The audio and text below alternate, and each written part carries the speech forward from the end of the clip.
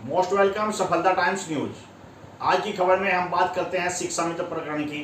सबसे पहले हम आपको अवगत करा दें कि यहाँ पर आज जो हम बात करने जा रहे हैं शिक्षा मित्रों की, इसको जानने के लिए आप पूरी वीडियो को आखिरी तक आराम से सुने देखें, क्योंकि आज इस वीडियो में हमने बहुत ही महत्वपूर्ण बिंदु समाहित किए हैं जो कि शिक्षा मित्रों के लिए अनिवार्य भी हैं। आज हम बात करेंगे शिक्षा मित्रों के सभी बिंदुओं पर क्रमवार। सुप्रीम कोर्ट के अधिवक्ता सर्विस मैटर के जो हैं, सर्विस मैटर को देखते हैं सुप्रीम कोर्ट में, और उत्तर प्रदेश प्राथमिक शिक्षा मित्र संघ के विधिक सलाहकार भी हैं श्री गौरव यादव जी। उनसे बात करेंगे कि आखिर जो संजीव बालियान जी की रिट पिटीशन है वो किस हाल में है सुप्रीम कोर्ट में, और वर्तमान में शिक्षा मित्रों को क्या करना चाहिए। अनेक बिंदु हमने जो भी हमारे जहन में थे कि आखिर शिक्षा मित्रों का किस प्रकार उद्धार हो सकता है वर्तमान सरकार के द्वारा, ये सब बिंदु जो भी हमारे जहन में उत्पन्न हुए, हमने मार्गदर्शन के लिए सुप्रीम कोर्ट अधिवक्ता एडवोकेट हैं जो सुप्रीम कोर्ट के सर्विस मैटर को देखते हैं, हम पहले भी आपको बता चुके हैं, उनसे हमने समय लिया और बिंदुवार प्रकाश डाला। अब हम आपको सुनवाते हैं कि जो हमने advocate Gaurav Yadav supreme court अधिवक्ता हैं जो सर्विस मैटर के, उनसे हमने क्या क्या वार्ता की है और उन्होंने सही सुझाव विधिक रूप से आखिर एक कानून के दायरे में शिक्षा मित्रों की समस्याओं का समाधान कैसे हो सकता है, क्या वो बिंदु हो सकते हैं, क्या वो तरीके हो सकते हैं जिससे शिक्षा मित्रों की समस्याओं का समाधान हो, वो हमने जाना है एडवोकेट गौरव यादव से।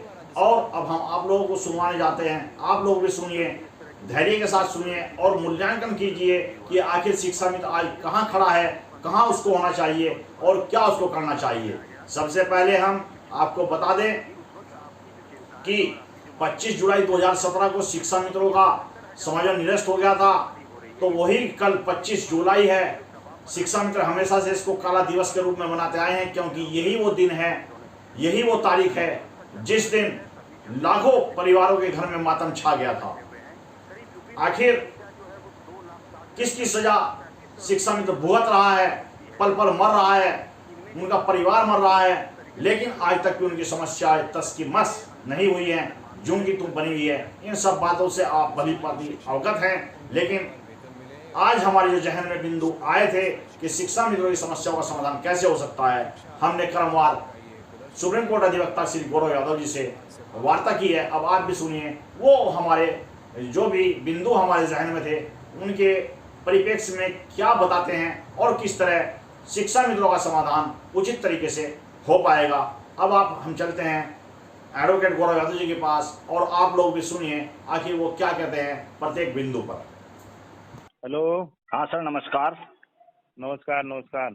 सर मैं सफलता टाइम्स न्यूज चैनल से बोल रहा हूँ। सर मुझे थोड़ी सी कुछ बिंदु हैं उन पे बात करनी है सर। समय है सर, फिलहाल मिल जाएगा जवाब? हाँ हाँ बताइए, पूछिए, क्यों नहीं जवाब मिलेगा। जी जी सर, बहुत बहुत धन्यवाद सर। आप उत्तर प्रदेश प्राथमिक शिक्षा मित्र संघ के विधिक सलाहकार भी हैं और समय समय पर हमारा जो भी मार्गदर्शन होता है वो आप कर देते हैं सर, इसलिए आपको बहुत बहुत धन्यवाद सर। हम पहले जानना चाहते हैं जैसे कि 25 जुलाई 2017 को शिक्षा मित्रों के जो समायोजन था वो होने का दिन है। अब इनके हितों के लिए संगठन की क्या योजना है, क्योंकि आप उत्तर प्रदेश प्राथमिक शिक्षा मित्र संघ के विधिक सलाहकार भी हैं सर, तो ये बताइए सर। अब शिक्षा मित्र बहुत जानना चाहता है इसके उसमें। देखिए, आज 24 जुलाई है जी सर। और कल 25 जुलाई का दिन है जी।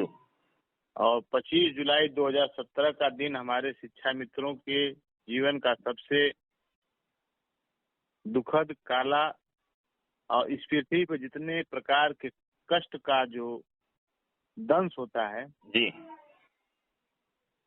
उन सबसे बड़ा दिन, दुखद दिन है। जी। समय 17 से लेकर 22 का आज आ गया है। जी। इसके बीच में हमारे साथियों ने हर प्रकार का संघर्ष किया है। जी। 25 जुलाई के बाद देश के, उत्तर प्रदेश के सड़कों पे जो प्रदर्शन हुआ था, जिसका जिक्र जो है न्यायालय में बैठे हुए जो प्रथम प्रेस कॉन्फ्रेंस हुई थी, जी। उसमें भी सुनाई दिया था। जी। हम 1,72,000 शिक्षामित्र तथा उसके परिवार संबंधियों ने अपनी पूरी ताकत लगा दी जी एक पार्टी विशेष को हराने में और एक पार्टी विशेष को जिताने में, जी लेकिन हमें कोई सफलता नहीं मिली। जी तो इस पृथ्वी पर जो डायनासोर था जी वो समय के साथ अनुकूलित नहीं कर पाया, इसलिए वो विलुप्त हो गया। विलुप्त हो गया। जी जी अब समय की मांग ये है जी कि हम लोग समय के अनुसार अपने को ढालें जी और वर्तमान सरकार से अपने हितों की रक्षा करने के लिए जी केंद्रीय सरकार, जी प्रधानमंत्री जी जिसे हस्तक्षेप जी की आवश्यकता एकदम बहुत जरूरी है, उन्हीं से अब जो होना है हो जी सकता है। जी जी माननीय मुख्यमंत्री जी से जी हमारे शिक्षा मित्रों ने सतत प्रयास कर लिया है, जी लेकिन जो राष्ट्रीय अध्यापक शिक्षा परिषद है, एनसीईटी बोलते हैं आप लोग इसमें, जी जी उसके विधान, उसके अधिनियम जी और नियम और नोटिफिकेशन जी को परिवर्तित करने का अधिकार भारतीय संसद को है। जी भारतीय संसद में इस समय देश की नहीं विश्व की सबसे बड़ी पार्टी भारतीय जनता पार्टी जी की बहुमत की सरकार है। जी जी यदि हमारे सभी शिक्षा मित्र जी माननीय प्रधानमंत्री जी से अनुनय विनय जी प्रार्थना किया जाए, जी तो ऐसा नहीं है कि देश में बड़ी से बड़ी आर्थिक समस्याएं हैं, अगर उसका समाधान हो सकता है जी तो हम तो एक प्रदेश के एक विभाग के एक सबसे छोटे से कर्मचारियों की एक छोटी सी बात है, जी जिसको अगर माननीय प्रधानमंत्री जी अपने विधि के विभाग के लोगों से अगर परामर्श लेकर करते हैं जी तो अधिनियम में संशोधन करके जो है हम लोग अपने हितों की रक्षा करवा सकते हैं। जी जी अच्छा सर, एक बात और है, जैसे कि अभी हम देख रहे हैं कि संगठन राष्ट्रीय एवं पार्टी के उच्च लोगों से मिल रहा है। ऐसे में जो हमारा शिक्षा मित्र गांव में निवास कर रहे हैं, ऐसे शिक्षा मित्रों के लिए आप क्या कहना चाहेंगे वैसे सर? देखिए, जैसे कि आप भी, हमारा फोटो बहुत वायरल हो गया था जी कि नवनिर्वाचित सांसद दिनोश लाल निरहुआ से हम मिले, जी तो लोगों ने उस पर कुछ सकारात्मक टिप्पणी की, कुछ नकारात्मक टिप्पणी की। जी तो उसका तो हमें बहुत असर नहीं है, जी लेकिन जो संदेशा हम माननीय प्रधानमंत्री जी के यहाँ पहुँचाना चाहते हैं, जी वही संदेशा हम उनकी पार्टी के संबंधित पन्ना प्रभारी, जी बूथ प्रभारी, जी विधानसभा प्रभारी, जी जिला अध्यक्ष, जी जो हर शिक्षा मित्रों के पहुंच के दायरे में है, उनसे अगर संबंध स्थापित करते हैं, जी अपनी बात को रखते हैं कि भाई हमने आपका कोई बहुत बड़ा ऐसा नहीं है कि हमने आपकी जमीन ले ली है या हमारे आपसे बहुत कई पीढ़ियों की दुश्मनी है। जी ये लोकतंत्र है, लोकतंत्र में हम आपके आशीर्वाद, सहयोग, समर्थन देंगे। जी हमारी बात को भी आप अपने माध्यम से इनसे संबंधित लोगों के बीच में पहुंचाएं जी तो बहुत ही अच्छा होगा।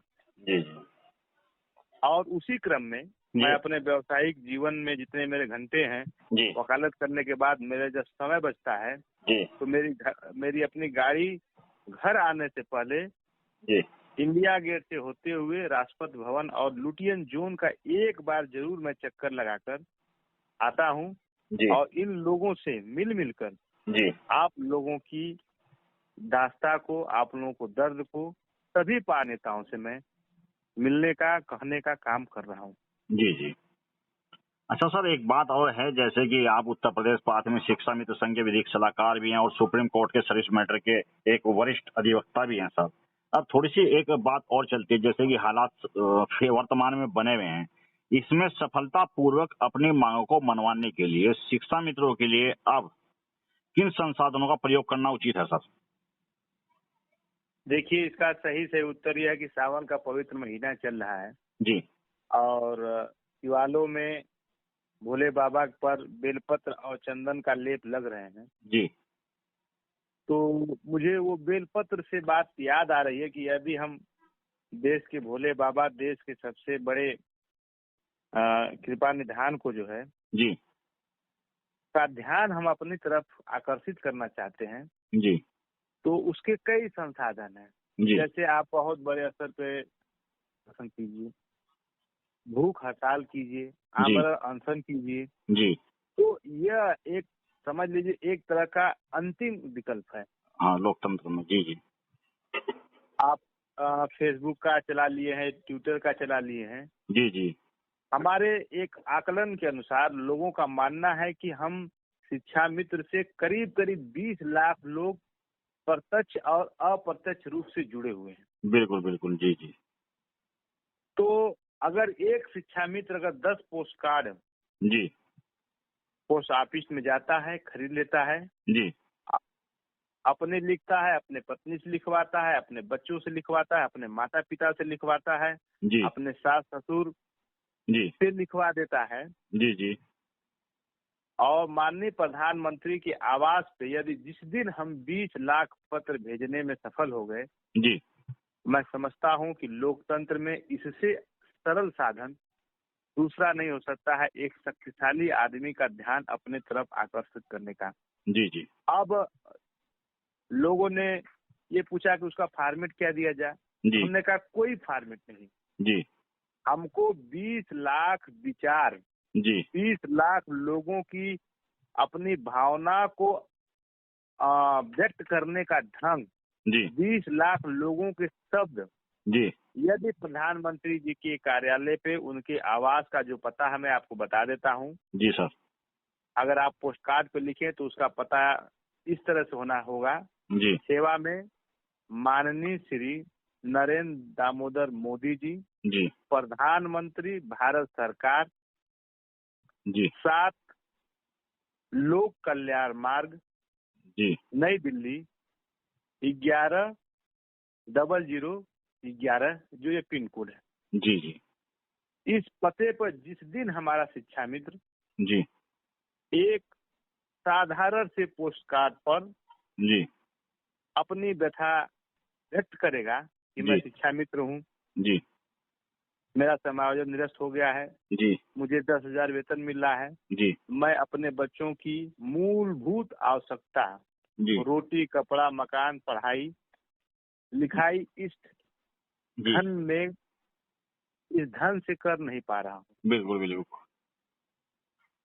हमारी समस्याओं के निदान करने के लिए विधि मंत्रालय या किसी भी स्वतंत्र एजेंसी से जांच कराकर जी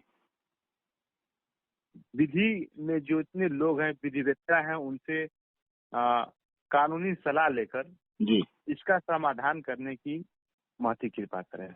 जी जी ये तो मेरे शब्द हैं, जी लेकिन एक गांव का हो, जी पूर्वांचल का हो, पश्चिम का हो, जी जी मिर्जापुर का हो, जी जिस भाषा में, जिस अपने अवधि में लिखना चाहता है, कोई संस्कृत में लिख सकता है, कोई हिंदी में लिख सकता है, कोई बुंदेलखंडी में लिख सकता है। जी जी तो मैं चाह रहा हूँ कि उत्तर प्रदेश में जितनी बोली जा सकती हैं, जी लिखी जा सकती हैं, जी उन भाषाओं में माननीय प्रधानमंत्री जी के यहाँ उन्हीं के शब्दों में, उन्हीं की भावनाओं में, बिना किसी फॉर्मेट के, जी जी यदि शिक्षा मित्र अपना हित चाहता है, सरलता पूर्वक हित चाहता है, तो जिस प्रकार से आप शिवालयों में 10 बेल के पत्ते चढ़ाते हैं, जी उसी प्रकार से अपने हित के लिए, अपने समायोजन के लिए, अपने इस जीवन के सबसे कष्टमय समय को के निराकरण के लिए जी अगर थोड़ा सा काम करना चाहते हैं तो ये कर सकते हैं। माननीय जी शिव कुमार शुक्ला जी का कल का पोस्ट है कि हमारे सभी शिक्षा मित्र जो है